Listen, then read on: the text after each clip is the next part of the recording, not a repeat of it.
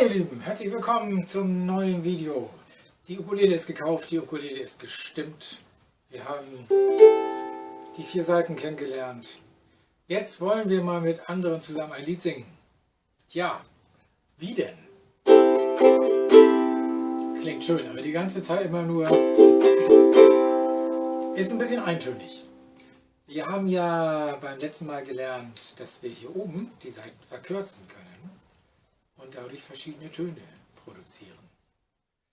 Und um Lieder zu begleiten, müssen wir zur richtigen Zeit die richtige Kombination von mehreren Tönen gleichzeitig spielen. Das klingt jetzt erst einmal kompliziert, zur richtigen Zeit die richtige Kombination mehrerer Töne gleichzeitig spielen, aber ist gar nicht so schwer.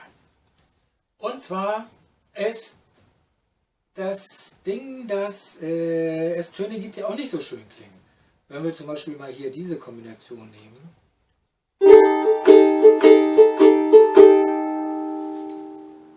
Sind mehrere Töne gleichzeitig gespielt, aber so richtig passen sie nicht zusammen zu einem Lied. Ja? Wenn wir jetzt singen würden: Bruder Jakob, Bruder Jakob.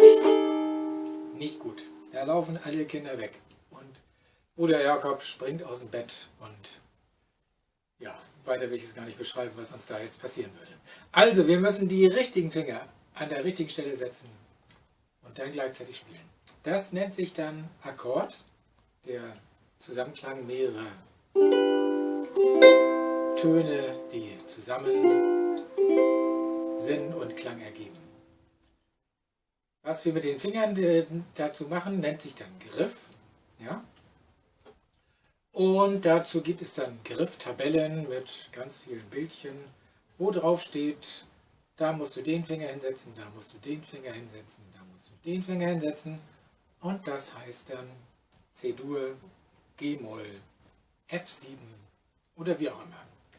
Klingt jetzt in dieser Kombination mit Moll und Dur und 7 und so ein bisschen viel, aber lernt einen nach dem anderen, dann ist das alles gar nicht so schlimm. Wir fangen jetzt einfach mal an mit C-Dur. C-Dur klingt schon sehr gehaltvoll.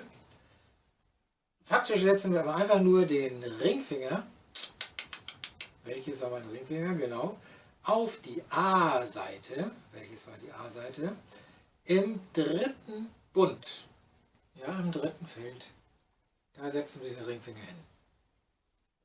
Ja, und dann schlagen wir mal hier über alle Seiten und merken, klingt. Oh, und damit können wir schon unser erstes Lied spielen, nämlich Bruder Jakob. Bruder Jakob, Bruder Jakob, schläfst du noch, schläfst du noch, hörst du nicht die Glocken, hörst du nicht die Glocken, bim bam bum, bim bam bum.